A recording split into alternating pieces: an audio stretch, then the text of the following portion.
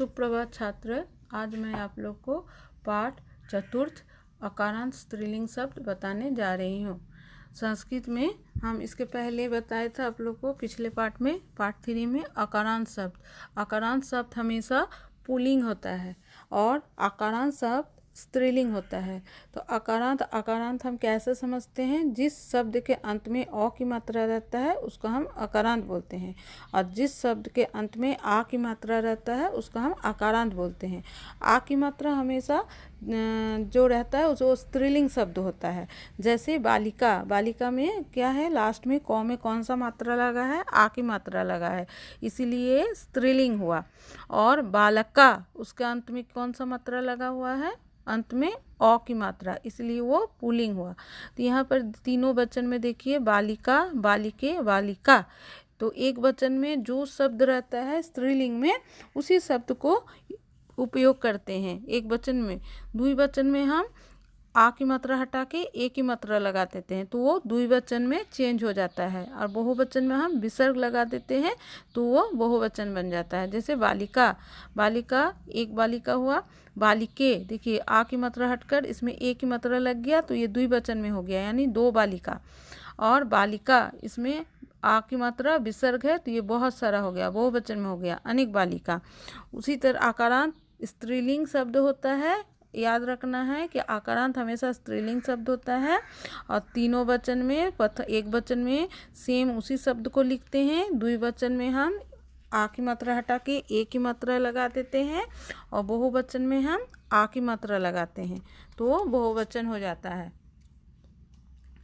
अब देखिए कुछ यहाँ उदाहरण स्त्रीलिंग आकारांत का उदाहरण दिया हुआ है। जैसे छात्रा, छात्रे, छात्रा, ये अंत में आ की मात्रा लगा है, ये सब स्त्रीलिंग शब्द हुआ।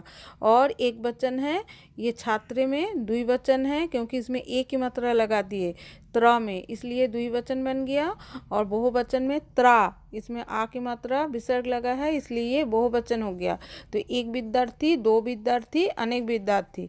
फिर महिला, महिले, महिला, एक महिला, दो महिला, अनेक महिला। फिर है देखिए विद्या, विद्धे, विद्या, मतलब एक बूढ़ी, दो बूढ़ी, अनेक बूढ़ी। फिर कुछ चिड़िया का नाम दिया हुआ है, जैसे चटका, चटका मतलब चिड़िया, इसमें आ की मात्रा लगा हुआ लास्ट में इसलिए स्त्रीलिंग शब्द है। और सिर्फ चटका है, विसर्ग नहीं लगा है इसलिए एक वचन है। चटके, इसमें क में ए की मात्रा लग गया इसलिए द्विवचन हो गया है, चटके। और चटका, चटका मतलब बहुवचन, अनेक सारा चिड़िया। सारिका, सारिके, सारिका, एक महीना, दो महीना, अनेक महीना। वर्तिका, वर्तिके, वर्तिका, एक बत्तख, दो बत्तख, अनेक बत्तख। कैसे लिंग चेंज, कैसे वचन चेंज हो रहा है पता चल रहा है ना। द्विवचन में हम ए की मात्रा जोड़ दे रहे हैं, बहुवचन में आ की मात्रा विसर्ग लगा दे रहे हैं तो बहुवचन हो जा रहा है, लेकिन ये सारा शब्द स्त्रीलिंग है। हमेशा याद रखिएगा आ की मात्रा लगा हुआ है इसीलिए ये सारा सब स्त्रीलिंग है। उसी तरह कोकिला, कोकिले, कोकिला, एक कोयल, दो कोयल, अनेक कोयल। अजा, अजे, अजा, मतलब एक बकरी, दो बकरी और अनेक बकरी। फिर देखिए कुछ और उदाहरण दिया हुआ है, मूसिका, मूसिके, मूसिका, एक चूहा, दो चूहा, अनेक चूहा। फिर पिपीलिका, पिपीलिका मतलब चींटी होता है, एक चींटी, संस्कृत में चींटी को हम लोग पिपीलिका बोलते हैं। तो एक चींटी, पिपीलिके, के लग गया इसलिए दो चींटी, पिपीलिका मतलब अनेक चींटी। फिर मच्छिका, मच्छिके, मच्छिका, मतलब एक मक्खी, दो मक्खी, अनेक मक्खी। फिर नीचे में कुछ व्यवसाय मतलब ऑक्युपेशन, यानी जैसे कुछ काम करते हैं। तो अध्यापिका, शिक्षक, अध्यापिके, दो शिक्षक, अध्यापिका, अनेक शिक्षक। फिर गायिका, मतलब जो गाती है उसको गायिका बोलते हैं ना, सिंगर। तो गायिका, एक गायिका, दो गायिका, अनेक गायिका। गायिके है इसलिए दो गायिका हुआ, गायिका मतलब अनेक गायिका हुआ। नायिका मतलब अभिनेत्री, नायिका मतलब अभिनेत्री, एक नायिका, दो नायिके, नायिके मतलब दो नायिका, और नायिका मतलब अनेक अभिनेत्री। सेविका मतलब जो सेवा करते हैं, नौकरानी भी बोल सकते हैं। तो सेविका, सेविके, सेविका, एक सेविका, दो सेविका, अनेक सेविका।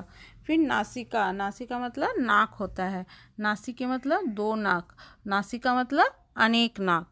नौका मतलब नाव, एक नाव, नौके दो नाव, नौका मतलब अनेक नौका, मतलब बहुत सारा नाव।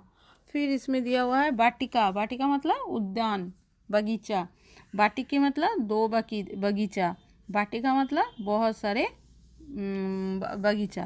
रोटी का मतलब एक रोटी, रोटी के मतलब दो रोटी, रोटी का मतलब अनेक रोटी। तो हमने इसमें क्या देखा कि सब में आकारांत है, आ की मात्रा लास्ट में लगा हुआ है, इसलिए ये सारा आकारांत हुआ। और हम जानते हैं कि आकार जब भी शब्द के अंत में आ की मात्रा लगता है तो वो स्त्रीलिंग हो जाता है, इसलिए ये आकारांत स्त्रीलिंग शब्द होता है।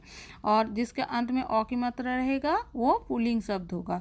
ठीक है, दोनों में ही बहुवचन के शब्द एक समान होते हैं, स्त्रीलिंग में भी और पुल्लिंग में, दोनों का बहुवचन शब्द एक समान होता है। जैसे बालिका मतलब बहुवचन हो जाएगा तो बालिका आ की मात्रा विसर्ग हुआ, और बालका उसमें भी हम आ की मात्रा लगाकर बहुवचन करते हैं।